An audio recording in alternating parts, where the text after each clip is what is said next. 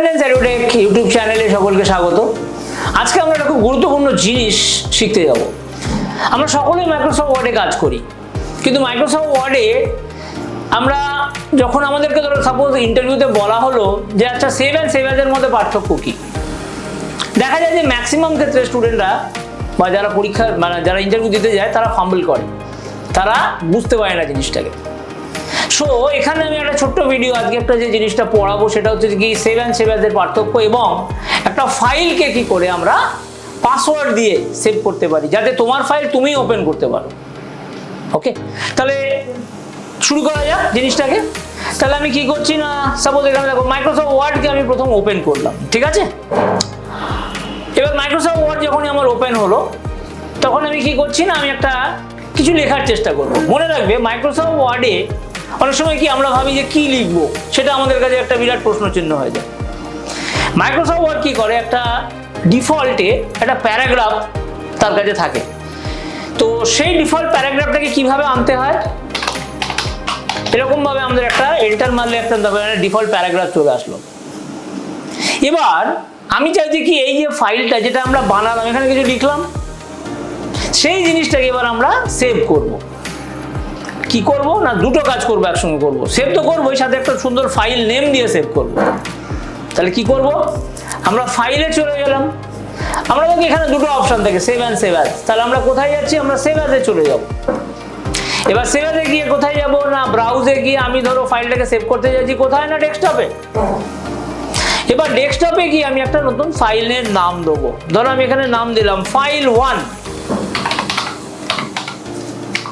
দেখো আমি এখানে একটা নাম দিচ্ছি ফাইল 1।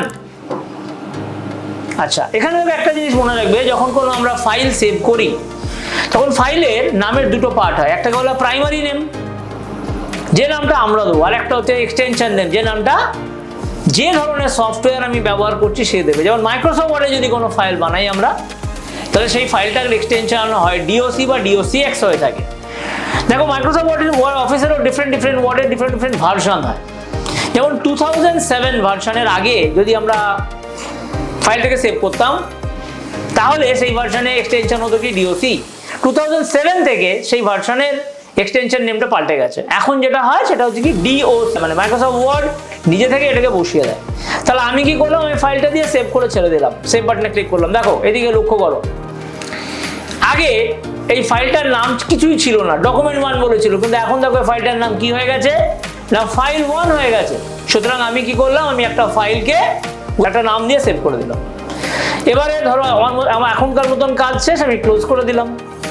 আবার পরের দিন এসে ধরো বা পরক্ষণে এসে আমি ফাইলটাকে ওপেন করছি।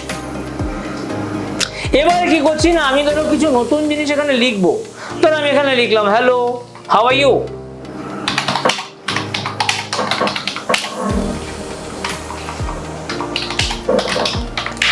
এবার আমার উদ্দেশ্য কি, শুধু এই যে নতুন লাইনটা অ্যাড করলাম, আমি সেই নতুন লাইনটাকে খালি সেভ করতে চাই, আর কিছু করবো না কিন্তু।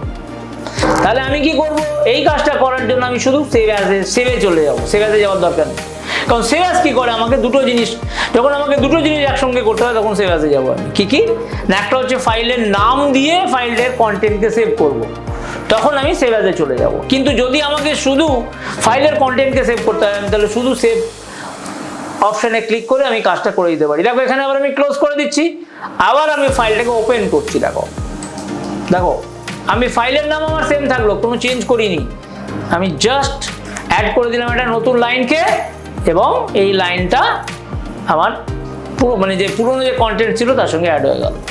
তাহলে নিশ্চয়ই বোঝাতে পেরেছি সেভ অ্যান্ড সেভ অ্যাজের মধ্যে পার্থক্য। কিন্তু একটা এক্সেপশন কেস আছে। এক্সেপশনটা কি, ধরো আমি একটা নতুন ফাইল ওপেন করছি, এবারে আমি ধরো এই ডিফল্ট প্যারাগ্রাফটাকে নিয়ে এলাম। এবারে আমার উদ্দেশ্য কি, এখানে ফাইলটাকে সেভ করা একটা নাম দিয়ে। তাহলে আমরা একটু আগে কি শিখলাম যে সেভ অ্যাজে যাওয়া উচিত, কিন্তু না, এখানে যখন আমি সেভে চলে যাব, এই জায়গাটা সকলে ভালো করে লক্ষ্য করবে। দেখো তুমি সেভে ক্লিক করলো, ও আলটিমেটলি তোমায় কোথায় নিয়ে যাচ্ছে, সেভ অ্যাজে নিয়ে চলে যাচ্ছে। সুতরাং প্রথমবার যখন আমি কোনো ফাইলের কন্টেন্টকে একটা ফাইল নেম দিয়ে সেভ করব, তখন ফাইল সেভ অ্যাজে যাওয়াও যা আর ফাইল সেভে যাওয়াও একই জিনিস। সুতরাং তুমি সেভ অ্যাজকেও নিতে পারো, আবার সেভকেও নিতে পারো। এবার দেখো আমি যথারীতি কোথায় যাচ্ছি, না আমি ডেস্কটপে গেলাম, গিয়ে একটা নতুন ফাইলের নাম দিয়ে দিলাম, ধরো ফাইল 2 করে দিলাম, সেভ করে দিলাম। তো দেখো সেই ফাইলটাও আমার সেভ হয়ে গেল কোথায়, না ফাইল 2 নামে। এবার আমি এটাকে ক্লোজ করে দিই। ক্লোজ করার পরে যখন আবার আমার এই ফাইলটা আবার ওপেন হবে, দেখো আমি ফাইলে গিয়ে ওপেন করে ফাইল 2তে ক্লিক করছি, দেখো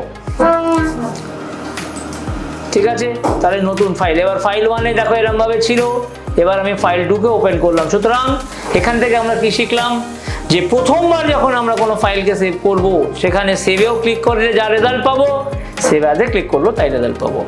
ওকে, আর একটা নতুন জিনিস শিখবো আমরা এখানে, কি না, ধরো আর একটা ফাইল বানাচ্ছি আমি। এবার এই ফাইলটাকে ধরো আমরা সকলেই ধরো অফিস এনভায়রনমেন্টে তুমি কাজ করছো, 9টা থেকে 7টা অবধি তুমি কাজ করছো, 9টার সময় অফিসে ঢুকছো, 9টা থেকে 7টা অবধি তোমার কম্পিউটারকে তুমি ইউজ করছো, 7টার পরে তুমি বেরিয়ে যাচ্ছ। এবার 7টার পরে সেই মেশিনটা তোমার অন্য কেউ ইউজ করতে পারে। এবার তুমি যে ফাইলটা বানিয়েছো সেই ফাইলটাকেও সে কি করতে পারে না, ওপেন করে দেখে নিতে পারে। কিন্তু তুমি চাইছো যে না, তুমি একটা ফাইল বানাবে যেটা তুমি খালি জানতে পারো, তুমি খালি ফাইলটাকে সেভ করবে, মানে তুমি খালি ওপেন করতে পারবে। তাহলে কি করবো না, আমরা নেক্সট যেটা শিখবো সেটা হচ্ছে ফাইলটাকে সেভ করবো একটা পাসওয়ার্ড দিয়ে। কি করে, ব্রাউজে গেলাম, ডেস্কটপে গেলাম, ফাইলটাকে সেভ করার আগে দেখো টুলস বলে একটা খুব সুন্দর অপশন থাকে, যেখান থেকে আমরা চলে যাব কোথায় না, জেনারেল অপশনে চলে যাব। তবে এখানে আমার একটা অপশন থাকে পাসওয়ার্ড টু ওপেন, আমি একটা পাসওয়ার্ড দিয়ে দিলাম। তবে হ্যাঁ, পাসওয়ার্ড কিন্তু ভুললে চলবে না, password is very important, password কিন্তু ভুললে চলবে না। আমি একটা পাসওয়ার্ড দিয়ে দিলাম, কারণ একবার যদি পাসওয়ার্ডটা তুমি ভুলে যাও তাহলে কিন্তু আর কিছু করতে পারবে না। ওপেন করে দিলে এবার ফাইলটাকে ধরো আমি একটা নতুন নাম দিলাম, কি না ফাইল 3 করে দিলাম, সেভ করে দিলাম। এবারে এই ফাইলটাকে আমি ক্লোজ করছি, ঠিক আছে, দিয়ে আরেকবার ওপেন করব, ফ্রেশ করে ওপেন করছি। দেখো এখানে আমি সবকিছু ক্লোজ করে দিলাম, এবার ফাইলটাকে ওপেন করছি, কোথায় না ফাইল 3 কে ওপেন করছি। দেখো যেই ওপেন করছি তার আগে আমাকে কি চাইছে না, পাসওয়ার্ড দিতে বলছে। আমি ভুল পাসওয়ার্ড ইচ্ছে করে দিচ্ছি, দেখো ফাইল কিছুতেই খুলবে না। এবার আমি আবার একটা নতুন মানে সেম যে পাসওয়ার্ডটা দিয়েছিলাম সেটা দিলাম। তো দেখো এই সময় ফাইলটা খুলে গেল। তাহলে আমরা কি শিখলাম এখানে, সেভ সেভারের পার্থক্য এবং একটা ফাইলকে কিভাবে পাসওয়ার্ড দিয়ে সেভ করতে হয়। তো আশা করি তোমরা জিনিসটা শিখেছো। তো যদি তোমাদের জিনিসটা ভালো লাগে তাহলে কমেন্ট বক্সে অতি অবশ্যই ফিডব্যাক দেবে, কিভাবে কেমন লাগলো তোমাদের, এবং আশা করি তোমাদের থেকে ফিডব্যাক আমরাও। তো আশা করি নেক্সট এরকম ধরনের আরও কিছু ভিডিও আমরা দেখব। তো এখনকার মতন আমি শেষ করছি, ধন্যবাদ। Your future starts here. Welcome to Multidimensional Training Institute Ascendance EduTech.